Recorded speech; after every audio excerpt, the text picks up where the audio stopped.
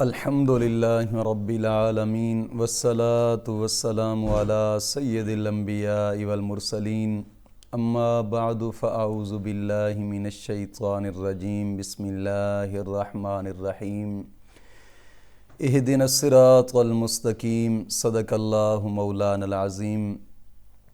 روحانی پاورفل وظائف میں سے آج ایک اہم سبق دوستوں کی نظر کرنا ہے جو کہ فرمائش کی گئی ہے، اور اس فرمائش پر ایک ایسا خاص وظیفہ دوستوں کی نظر کرنا ہے جو کہ محبت کا ایک خاص وظیفہ ہے۔ دوستو سب سے پہلے میں ایک عرض کرتا چلوں کہ وظائف لاکھوں بھی بتاؤں، لیکن جب تک آپ شرائط کو پورا سن کر اس پر عمل نہیں کریں گے اس وقت تک وظیفہ آپ کو کوئی فائدہ نہیں دینے والا۔ کئی دوست احباب ایسے ہوتے ہیں کہ جو ویڈیو کو سنتے ہیں اور ان کو پتہ ہوتا ہے کہ مفتی صاحب وظیفے کی ویڈیو کے اخیر میں وظیفہ بتاتے ہیں، تو وہ شروعات میں سن کر اخیر کی طرف چلے جاتے ہیں اور شرائط پورے سنتے نہیں ہیں۔ جس طریقے سے میں بتاتا ہوں اگر اس طریقے سے آپ کریں، میں بار بار کہتا ہوں، میں گارنٹی دیتا ہوں انشاءاللہ کام ہوگا انشاءاللہ العزیز۔ یہ جو آج کے میں وظیفہ بتانے لگا ہوں یہ کافی سارے بزرگان دین کا ایک مجرب وظیفہ ہے الحمدللہ، اور اس وظیفے کی بھی کچھ شرائط ہیں۔ ان شرائط پر آپ عمل کر کے ایک وظیفہ، جب آپ شرائط پر عمل نہیں کرتے تو اس میں کافی سارے نقصان ہوتے ہیں۔ ایک تو نقصان یہ ہوتا ہے کہ جب شرائط کے بغیر آپ وظیفہ کرتے ہیں تو رجعت پیدا ہو جاتی ہے، یا اس میں کوئی اور مسائل بھی بڑے آ جاتے ہیں، زیادہ تر رجعت پیدا ہوتی ہے۔ یعنی شرائط پر عمل نہ کر کے وظیفہ کرنا رجعت ہوتی ہے، یا وظیفے کو کرتے کرتے چھوڑ دینا پھر بھی رجعت ہو جاتی ہے، یا وظیفے کے درمیان کوئی اور معاملات ایسے ہوں تو پھر بھی رجعت ہو جاتی ہے۔ تو رجعت کا بھی میں نے ایک آخری حل بتایا تھا، اور وہ ویڈیو کا لنک اس ویڈیو کے ڈسکرپشن میں ہوگا۔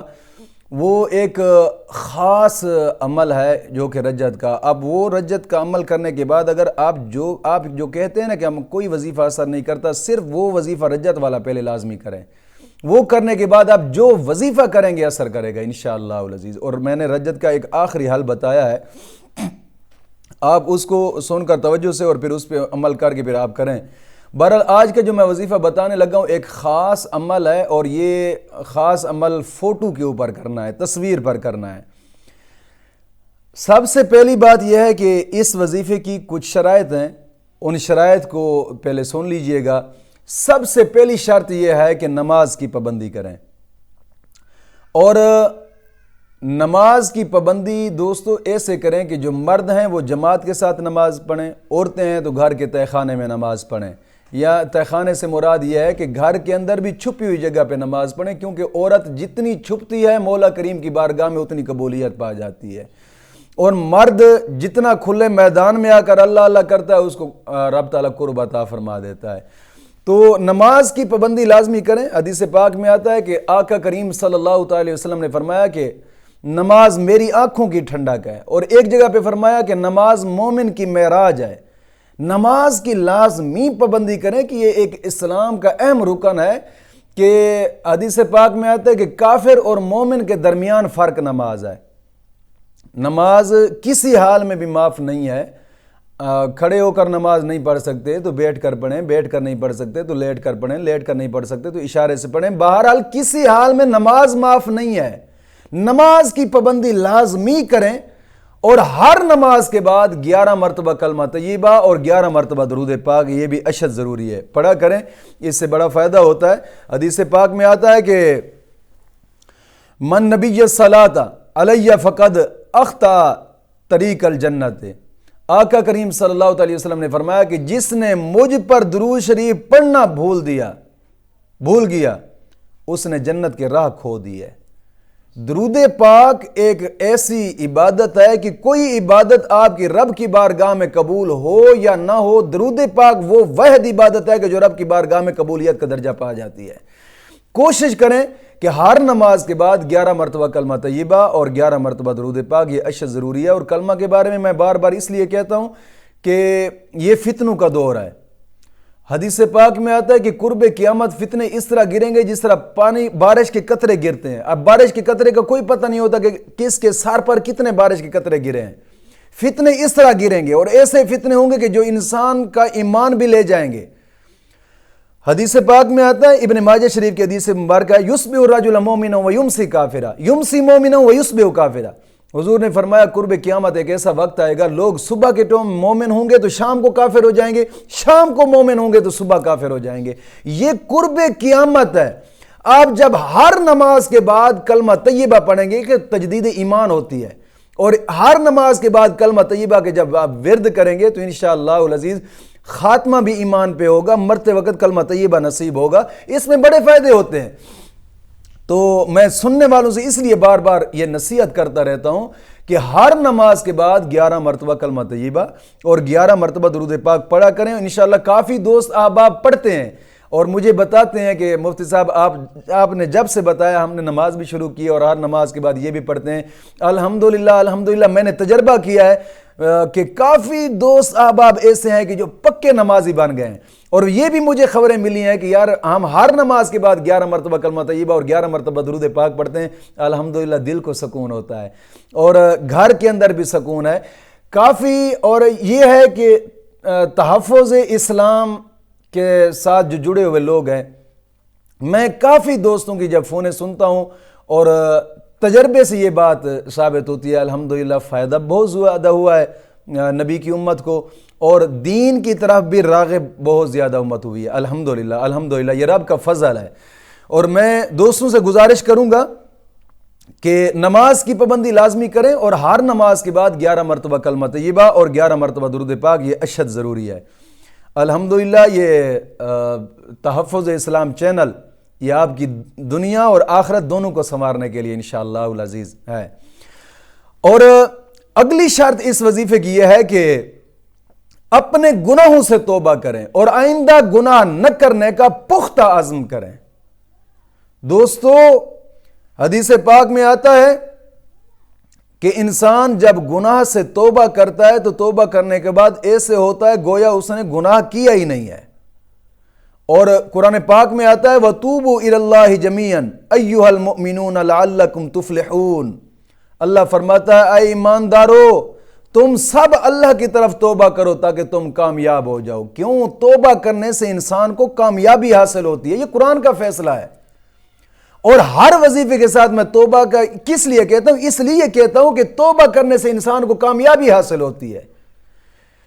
اور ایک جگہ پہ قرآن کریم میں اللہ رب العزت نے اور حکم فرمایا یا ایھا الذین آمنوا توبوا الی اللہ توبۃ نصوحا، اے ایمان والو تم اللہ کی طرف توبۃ نصوحا کرو، مطلب خالص توبہ کرو، گڑ گڑا کر رب کی بارگاہ میں توبہ کرو۔ گڑ گڑا کر رب کی بارگاہ میں توبہ کرو گے تو پھر اللہ فرماتا ہے ان اللہ یحب التوابین ویحب المتطہرین، بے شک اللہ توبہ کرنے والوں کو پسند فرماتا ہے اور خوب پاک کرنے والوں کو، خوب پاک ہونے والوں کو دوست رکھتا ہے اللہ رب العزت۔ توبہ کرنے سے اللہ رب العزت کی دوستی انسان کو نصیب ہوتی ہے، توبہ کرنے سے اللہ کا قرب انسان کو نصیب ہوتا ہے۔ اللہ رب العزت کے پاک محبوب نے ارشاد فرمایا التائب حبیب اللہ والتائب من الذنب کما لا ذنب لہ۔ اللہ کے پاک محبوب نے فرمایا کہ توبہ کرنے والا اللہ کا دوست ہوتا ہے، اور توبہ کرنے والا ایسا ہے جیسا اس نے گناہ کیا ہی نہیں ہے۔ تو دوستو توبہ کے بڑے فائدے ہوتے ہیں، بڑے فائدے ہوتے ہیں۔ اللہ رب العزت کے پاک محبوب نے فرمایا کہ توبہ جب انسان کرتا ہے مولا کریم اس کے لیے رزق کے دروازے کھول دیتا ہے۔ توبہ جب انسان کرتا ہے مولا کریم اس کی مشکلات دور کر دیتا ہے۔ توبہ جب انسان کرتا ہے مولا کریم اس کے لیے جنت کے راستے کھول دیتا ہے، جنت کے دروازے کھول دیتا ہے۔ توبہ جب انسان کرتا ہے مولا کریم اس کی دل کی آرزویں پوری کر دیتا ہے، مشکلات حل کر دیتا ہے۔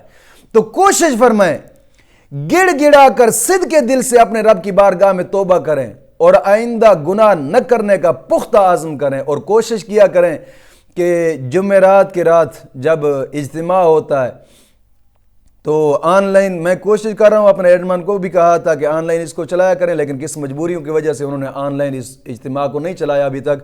امید ہے کہ اگلی جمعرات کو انشاءاللہ العزیز پکا آن لائن چل جائے گا۔ آن لائن اجتماع کے اندر شمولیت اختیار کر کے اجتماعی دعا کے اندر شمولیت اختیار کیا کریں۔ کوشش فرمایا کریں کہ دعا کے اندر شمولیت اختیار کریں، تو یہ اس کی پہلی دوسری شرط تھی کہ اپنے گناہوں سے توبہ کریں اور آئندہ گناہ نہ کرنے کا پختہ عزم کریں۔ اور تیسری شرط اس وظیفے کی یہ ہے کہ روزانہ نماز فجر کے بعد کم از کم 2 رکوع قرآن پاک کی تلاوت کے لازمی کیا کریں۔ تلاوت کرنے کا بڑا فائدہ ہوتا ہے۔ ایک تو یہ ہے کہ جب انسان قرآن کی تلاوت کرتا ہے، حدیث پاک میں آتا ہے کہ قرآن کی تلاوت کرنے کے بعد جو بھی دعا مانگو دعا قبول ہوتی ہے، اور قرآن پاک کی تلاوت کرنے سے ہر حرف پر مولا کریم 10 نیکیاں عطا فرماتا ہے، 10 گناہ معاف کرتا ہے، 10 درجات بلند کرتا ہے۔ قرآن پاک کی 2 رکوع تو قرآن پاک کی تلاوت کرنے 10 منٹ ٹوٹل لگیں گے، اور اندازہ کریں کہ کتنی نیکیاں انسان کو مل جاتی ہیں۔ اور قرآن پاک کے ساتھ یاری لگانے والے لوگ ہم نے ہسٹری میں دیکھا ہے، ان کی دنیا میں بھی وہ سرخرو ہوئے ہیں اور آخرت میں بھی سرخرو ہوئے ہیں۔ اور قرآن پاک ایسی تلاوت ہے، کتاب ہے کہ دنیا کے اندر بھی انسان کو اکیلا نہیں چھوڑتی اور قبر کے اندر بھی انسان کو اکیلا نہیں چھوڑتی۔ قرآن پاک کی تلاوت کے بڑے فائدے ہوتے ہیں۔ حضور نبی کریم صلی اللہ علیہ وسلم نے فرمایا، نماز فجر کے بعد تم تلاوت کرو، اپنے دن کا آغاز قرآن پاک کی تلاوت کے ساتھ کر لیا کرو، مولا کریم سارا دن تمہارا اچھا کرے گا، سارا دن اچھا گزرے گا۔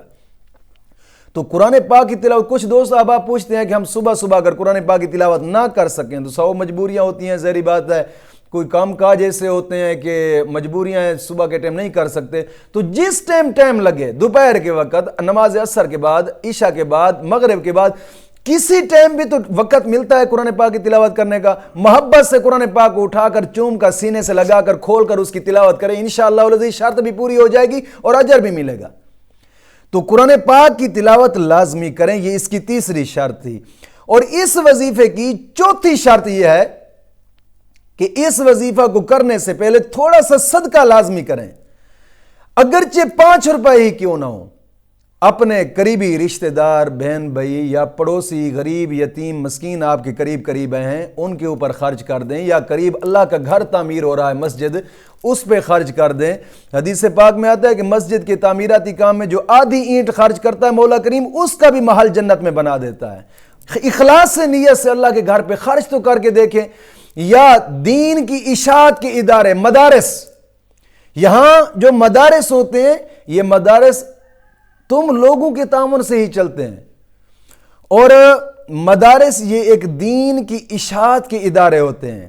یاد رکھیے گا، سب سے پہلے مدرسہ میرے نبی کریم صلی اللہ علیہ وسلم نے بنایا تھا صحابہ صفہ، اس مدرسے کا نام تھا، سب سے پہلا مدرسہ۔ یہ سب مدارس اس مدرسے کی اولاد ہیں۔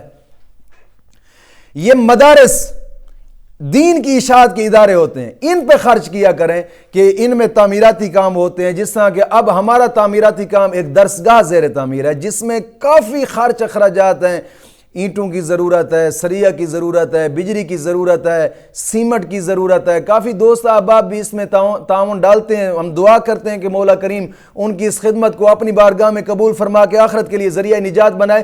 یاد رکھیے گا، درسگاہ ایک ایسی چیز ہے کہ جہاں مسافر طلباء صبح تہجد کے ٹائم اٹھ کر نماز تہجد پڑھ کر قرآن پاک شروع کرتے ہیں اور رات کے 10 بجے تک کلاسیں لگی رہتی ہیں، اور روزانہ نماز عصر کے بعد درود تنجینہ کی محفل ہوتی ہے، اور اس میں اپنے خصوصی معاونین کے لیے خصوصاً دعا کی جاتی ہے۔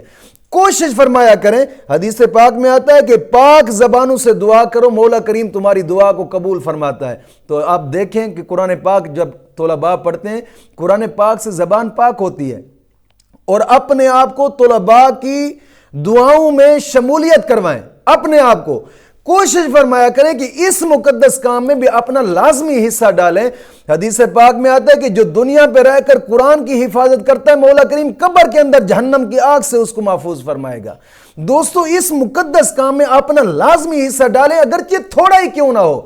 انشاءاللہ العزیز اس کا ثواب جب قبر میں آپ جائیں گے دیکھیں گے، وہاں ثواب دیکھ کر پچھتاوا ہوگا، کاش کہ میں پوری زندگی کی جمع پونجی اس راستے پہ لگا دیتا۔ دوستو، یہ وہ واحد کام ہے کہ جس میں انسان اگر اس راستے پہ لگا دیتا ہے تو مولا کریم مزید اس کا رزق بڑھا دیتا ہے۔ میں اپنی مثال آپ لوگوں کو دیتا ہوں، میں قسمیہ طور پہ آن لائن کیمرہ میں سامنے کہہ رہا ہوں، اور میرے مدرسے کے کارکن اور مسافر طلباء بھی اس بات پہ گواہ ہیں۔ میں نے اپنی گاڑی جو سرخ رنگ کی ہوا کرتی تھی، اپنی گاڑی بیچ کر مدرسے کا کام شروع کیا۔ قسمیہ طور پہ کہہ رہا ہوں، اللہ نے ایسا کرم فرمایا ہے نا، وہ گاڑی تھوڑے پیسوں کی تھی، اللہ نے مجھے بڑے پیسوں والی گاڑی عطا فرما دی۔ یار اللہ کے راستے پہ خرچ کر کے تو دیکھیں۔ اب چونکہ شعبان کا مہینہ ہے، رمضان بھی قریب آنے والا ہے، کوشش فرمائیں کہ زکوٰۃ کے لحاظ سے اپنے اس ادارے کے ساتھ تعاون فرمائیں، اور صدقہ خیرات اور عشر کے لحاظ سے بھی اس ادارے کے ساتھ تعاون فرمائیں۔ آپ سکرین پر دیکھ رہے ہوں گے allied bank account, jazz cash account, easy پیسہ اکاؤنٹ سامنے ہے۔ کوشش فرمائیں کہ اس مقدس کام کے اندر اپنا لازمی حصہ ڈالیں۔ میں نے اپنا تجربہ آپ لوگوں کو بتایا ہے، میں نے اپنے ساتھ رہنے والی اپنے بچوں کی گاڑی میں نے بیچ کر اللہ کے راستے پہ لگائی تھی، مجھے اللہ نے سب سے بڑی گاڑی عطا فرما دی۔ آپ لوگوں نے بھی دیکھی ہوگی یوٹیوب چینل کے اوپر۔ تو دوستو کوشش فرمائیں اس مقدس کام میں اپنا لازمی حصہ ڈالیں، انشاءاللہ العزیز برکتیں اس کی آپ اپنی آنکھوں سے دیکھیں گے۔ تو یہ اس کی شرائط تھی جو میں نے بتائی ہیں۔ ان شرائط کے ساتھ اگر آپ اس وظیفے کو کریں، میں گارنٹی کہتا ہوں، گارنٹی سے کہتا ہوں، انشاءاللہ العزیز انشاءاللہ العزیز انشاءاللہ العزیز 24 گھنٹے کے اندر اندر آپ کا مسئلہ حل ہوگا انشاءاللہ العزیز۔ تو پڑھنا کیا ہے وظیفہ؟ ان شرائط پر مکمل عمل کر کے سب سے پہلے آپ جس کے ساتھ پیار، یاد رکھیے گا اس وظیفے کو جن کی شادی میں رکاوٹ ہے وہ بھی کر سکتے ہیں۔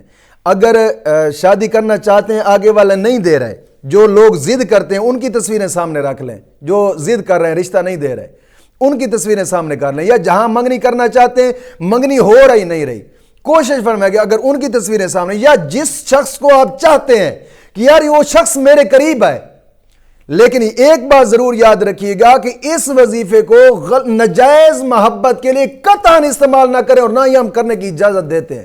ہمیشہ جائز محبت میں اس طریقے کو، اس وظیفے کو آپ استعمال کریں۔ بہن بھائی کی محبت، ماں باپ کی محبت، میاں بیوی کی محبت، یا شادی کے لیے آپ جائز طریقہ شادی کا آپ کر سکتے ہیں، لیکن ناجائز کام کے لیے قطعاً اس کو استعمال نہ کریں، ورنہ جو اس کا نقصان ہوگا وہ آپ خود اٹھائیں گے، ہم اس کے کوئی ذمہ دار نہیں ہیں۔ کوشش فرمائیں جائز کام کے لیے اس کو آپ استعمال کریں۔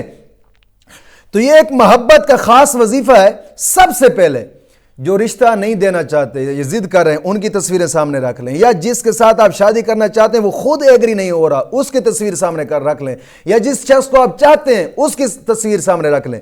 تصویر سامنے رکھ کر کسی بھی کوشش کریں کہ دوپہر کا وقت ہو یا پھر عشاء کی نماز کے وقت، ان دو ٹائموں میں کریں، کوشش کریں گے ان دو ٹائموں، ورنہ ان کے علاوہ کسی اور ٹائم میں بھی آپ کر سکتے ہیں۔ ان کی تصویر سامنے رکھ کر سب سے پہلے 786 مرتبہ بسم اللہ شریف پڑھنی ہے، 786 مرتبہ بسم اللہ شریف پڑھ کر پھر 11 مرتبہ درود پاک پڑھنا ہے۔ 11 مرتبہ درود پاک پڑھ کر 3 مرتبہ سورۃ معوذتین پڑھیں، یعنی قل اعوذ برب الفلق اور قل اعوذ برب الناس، یہ 2 سورتیں 5 مرتبہ پڑھ کر پھر جناب علی اس کے بعد یا ودودو یہ 41 مرتبہ پڑھ کر اس تصویر کے اوپر پھونک مار دیں کہ جو تصویریں آپ سامنے رکھ رہے ہیں ان تصویروں کے اوپر پھونک مار دیں، اور پھر چلتے پھرتے یا ودودو پڑھ رہے ہیں۔ یہ ایک مختصر وظیفہ ہے، میں گارنٹی سے کہتا ہوں 24 گھنٹے کے اندر اندر آپ کا مسئلہ حل ہوگا انشاءاللہ العزیز۔ مولا کریم دین متین کی سمجھ عطا فرمائے۔